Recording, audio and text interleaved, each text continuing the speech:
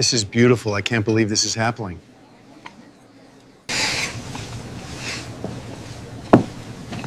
My name is Watson. To the world, I am a billionaire. To the tabloids, I am a cold, untouchable man. To my business rivals, I am ruthless. But to one little girl, the only one who ever truly mattered, I am just Dad. It was a crisp evening in New York City. The kind of evening when the city lights shimmer like jewels scattered across a black velvet sky. I had just finished closing a deal worth millions, but my mind wasn't on the numbers. My heart was heavy.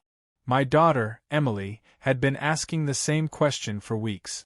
"Daddy, when will I meet Mommy?" Every time she asked, a knife cut deeper into me. How could I tell her that her mother had walked away before Emily was even born?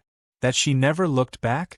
But children, they don't understand businesslike truths. They only understand love, and Emily craved a mother's embrace more than any toy or luxury I could buy. That evening, I decided to take her out to a restaurant. A quiet, elegant place, full of chandeliers, white tablecloths, and the kind of people who measure their worth in watches and cars. I wanted to distract her with her favorite dessert, strawberry shortcake. Emily sat across from me, her golden curls resting against her small shoulders, her big blue eyes scanning the room. She looked sad. "Daddy," she whispered, "I wish Mommy was here to hug me." Her words froze my heart. I swallowed hard, trying to smile. "Sweetheart, you have me. I'll always be here to hug you." But she shook her head. "It's not the same." Before I could answer, something unexpected happened. A young waitress, probably in her mid-20s, walked past our table. She wore a simple uniform, her hair tied back in a neat ponytail. She wasn't like the polished socialites I usually saw in these circles. She looked real, gentle. Her name tag read, Monali. Emily tugged at her sleeve as she passed by. "Excuse me, can you hug me? Just once? Like a mommy would." My world stopped. My throat tightened as I watched the scene unfold. Monali froze for a second, glancing at me nervously, probably expecting me to scold Emily or pull her away. After all, men like me weren't supposed to allow strangers to touch our lives. But before I could say a word, Monali knelt down, her eyes soft and full of something I hadn't seen in years, pure compassion. She opened her arms, and Emily ran into them without hesitation. The little girl buried her face against Monali's shoulder, sighing with the relief of a child who had finally found the comfort she was missing. And me? I was stunned. Something inside me cracked. I had all the money in the world, yet I couldn't give my daughter the one thing this waitress just gave her, a mother's touch. "Thank you," I managed to whisper, though my voice sounded foreign to me. Monali looked up, her eyes meeting mine. They weren't filled with judgment for the billionaire who couldn't fix his daughter's heart. They were filled with kindness, a kindness I had almost forgotten existed. The other diners stared, some whispering behind their glasses of wine. A billionaire's daughter hugging a waitress. It was a scandal in their world. But in that moment I didn't care. Emily pulled back slightly, smiling brighter than I had seen her in months. "Daddy, she hugs like Mommy would." My chest ached, and Monali, she just held Emily tighter, as if she understood a pain even I couldn't put into words. I should have stopped it. I should have remembered the walls I'd built around myself and my daughter. But I couldn't. Because for the first time in years, I saw Emily happy. And then, something unexpected happened. Monali whispered softly to Emily, but I caught the words. "You're a precious girl, don't ever forget that." Those words, they were powerful. They carried weight. And in that instant, I knew Monali wasn't just an ordinary waitress. Something about her was different. I leaned back in my chair, conflicted emotions tearing through me. Why did it feel like fate had just walked into my life wearing a waitress's uniform? And then, my phone buzzed. It was a message that would shatter the fragile peace of that moment. A single line from my private investigator. "Watson, we found Emily's mother. And you're not going to believe where she is." When I read that message on my phone, my pulse quickened. For years, Emily's mother had been nothing but a ghost from my past, a wound I buried under money, work, and skyscrapers. I had searched for her once, desperately, when Emily was a baby. But after years of silence, I convinced myself she was gone forever. Now, suddenly, she was found. But before I could even process it, Emily's laughter pulled me back into the present. She was still in Monali's arms, her little giggles filling the restaurant like sunlight breaking through clouds. Monali looked equally surprised, yet she smiled, gently rocking Emily as if it was the most natural thing in the world. I stood, my chair scraping against the marble floor. "Monali," I said, my voice firmer than intended. She turned, startled. I'm sorry, sir. I didn't mean to overstep." She just asked, and... "No," I interrupted, softening my tone when I saw the fear flicker in her eyes. "You didn't do anything wrong. In fact, you gave her something I never could." Her expression shifted. She blinked, and for a moment I thought I saw pain, an old wound hidden behind those gentle eyes. Emily held onto her hand. "Daddy, can she sit with us? Please."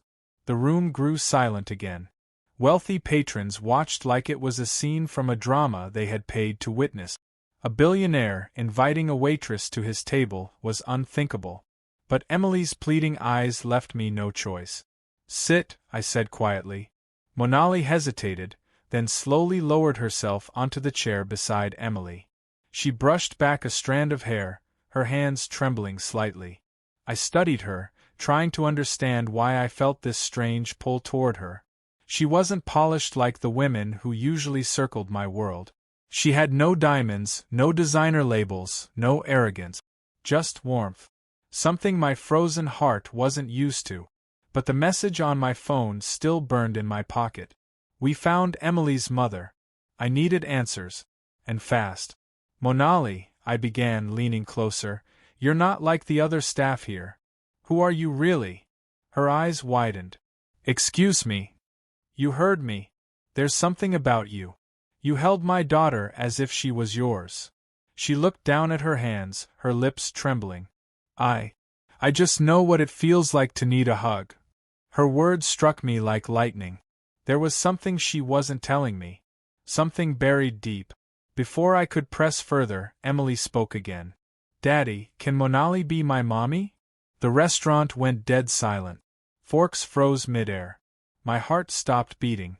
Monali gasped, tears welling in her eyes. "Sweetheart, don't say that." But Emily only hugged her tighter. "She hugs like mommy would. She makes me feel safe." I clenched my fists under the table. This wasn't just a coincidence. There was a storm coming, and I could feel it in my bones. Suddenly, my phone buzzed again. Another message from the investigator. "Watson, listen carefully. Emily's mother, she's closer than you think. Her real name is Monali." My blood ran cold. I froze, staring at the woman sitting across from me. My pulse pounded in my ears. What did you say your name was again?" I asked, my voice low and unsteady. She swallowed hard. "Monali." The world tilted. Memories I had buried came flooding back. The woman I once loved. The woman who left without a word. The woman I thought I lost forever. And now she was here. Sitting across from me. Wearing a waitress's uniform. Hugging our daughter. I gripped the edge of the table so hard my knuckles turned white. "It's you," I whispered. Monali's face went pale. She opened her mouth to speak, but no words came out. "Daddy?" Emily asked innocently. "What's wrong?" I looked at my daughter, then back at Monali. Anger, confusion, betrayal, all of it boiled inside me. "Why?" My voice shook with a mix of fury and heartbreak. "Why did you leave us? Why did you walk away from your own child?" Tears spilled down Monali's cheek. She shook her head desperately. "Watson, please, you don't understand. I didn't leave her. I was forced to. I never stopped loving her. I never stopped loving you." Her words cut deep, reopening wounds I thought had scarred over long ago. The entire restaurant had gone silent, watching the billionaire's perfect world unravel. But I didn't care about them.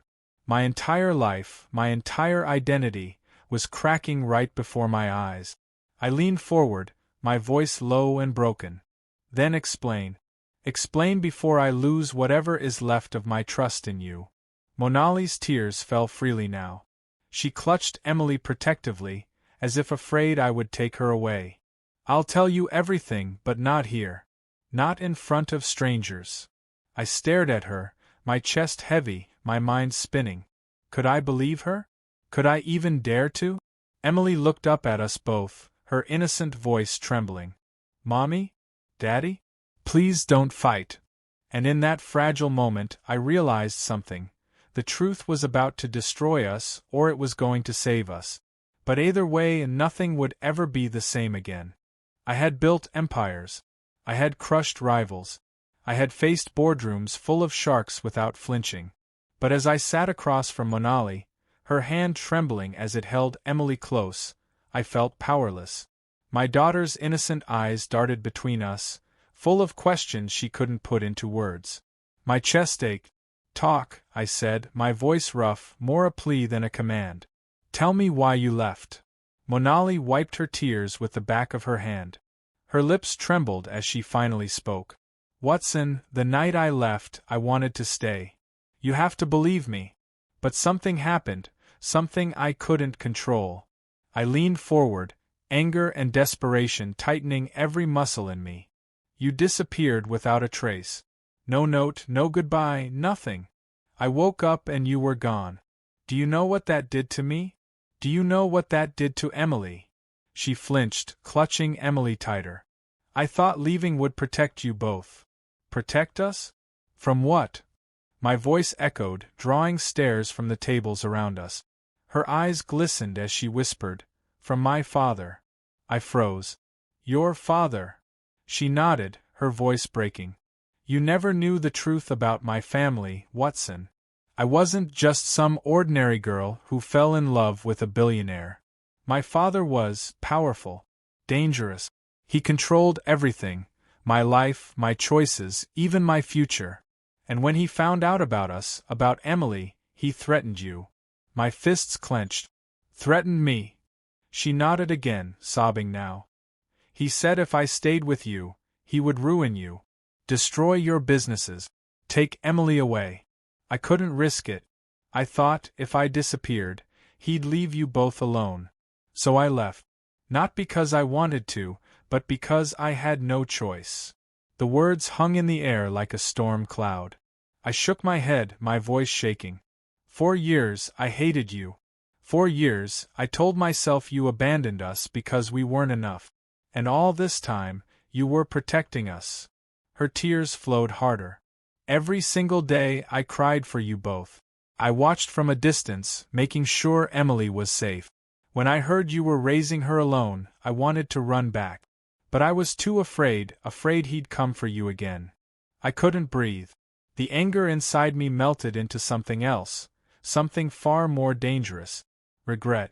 Emily tugged at Monali's sleeve, her tiny voice trembling. Mommy, you didn't want to leave me? Monali broke down completely, cupping Emily's face in her hands. Never, baby. Not for a single second. You were the light of my life. I left because I loved you so much. I couldn't risk you being hurt. Forgive me, please forgive me. Emily threw her little arms around Monali's neck. I forgive you, Mommy. The sight pierced me deeper than any blade could. My daughter had found her mother again after all these years. And me? I was caught between love and rage, past and present. I slammed my palm against the table, startling everyone around us. Where is he now? Your father. If he's still a threat, I'll bury him myself. Monali shook her head. He's gone. He passed away last year. But the damage he caused, it never left me. That's why I'm here, working as a waitress instead of living the life I once had. I wanted to stay close, but I couldn't walk back into your world without explaining. Her words cut through me. She wasn't lying, I could see it in her eyes. The truth, raw and broken, was finally here. Emily looked at me, her innocent plea slicing through the tension. Daddy, can we be a family now? Please. My throat tightened. I wanted to say yes. God, I wanted to give her that gift. But trust isn't rebuilt in a single night. Too much pain, too many scars. I don't know if I can trust you again, I whispered, staring into Monali's tear-stained face. But I know one thing, I can't let Emily lose you twice. The restaurant was silent, everyone frozen in the middle of their meals, watching this storm play out like a scene from a film. But in that silence, a darker thought gnawed at me. If Monali's father had truly been as dangerous as she said, then maybe his enemies were still out there. Maybe the past wasn't finished with us yet. As if on cue, the doors to the restaurant burst open. A tall man in a black coat entered, his cold eyes scanning the room until they landed on us. His presence was chilling, suffocating. He walked with the certainty of someone who had unfinished business. And then he spoke, his voice sharp as a knife. So, the billionaire, the runaway daughter, and the child. What a perfect little family reunion. Monali's face went white. She whispered one word, trembling in fear. Brother. The restaurant's golden chandeliers suddenly felt like prison lights. Conversations died mid-sentence, cutlery clinked to a halt. Every pair of eyes turned toward the tall man in the black coat as he strode toward our table with slow, deliberate steps. Monali's grip on Emily tightened, her body trembling. Her lips moved silently, whispering prayers. I rose to my feet, my protective instinct flaring like fire. Who are you? I demanded, though my gut already knew. He smirked, his eyes like shards of ice. Name's Arjun. Monali's brother. And if she told you the truth about our father, then you know I don't take betrayal lightly. Emily whimpered, burying her face against her mother. My fists curled. I'd faced hostile takeovers and boardroom wars, but this was different. This was my family, my bloodline, my everything at stake. Leave, I growled. You don't belong here. But Arjun only chuckled. Oh, I belong here more than you think, Watson. My father may be dead, but I carry his legacy. And that means one thing, you don't get to keep Monali or that child without paying the price. Monali's voice broke as she pleaded. Arjun, please, this has nothing to do with you. Let us go. But his face hardened. You abandoned us, Monali. You ran away from the family, from duty. You spat on our name. And now you think you can play house with this billionaire? No. I won't allow it. My heart thundered with rage. Emily is innocent. She deserves her mother. And if you think I'll let you take her away, you're mistaken. Arjun's eyes glittered dangerously. You can't protect them forever, Watson. Money can't shield you from everything. For a moment, the room was frozen in silence, tension like a coiled spring ready to snap. Then I stepped forward, my voice steady, louder than fear. You're wrong. Money isn't what protects my daughter. Love is. And I'll fight for her with every breath in me.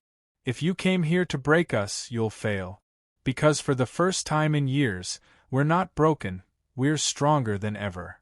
The conviction in my voice surprised even me. Emily looked up, her little eyes wide with hope. Daddy, she whispered. Something shifted in Monali too. She stood, her tears gone, her voice firm. Arjun, listen to me. Father's gone. His cruelty died with him. You don't have to carry his shadow anymore. Look at me, look at your sister. I found love again. I found hope. Don't take that away from me. But Arjun sneered. Hope doesn't feed power. Hope doesn't win wars. Neither did father's greed. Monali shot back, her voice ringing through the restaurant. His hunger destroyed everything. Our family, my happiness, your childhood. Don't you see?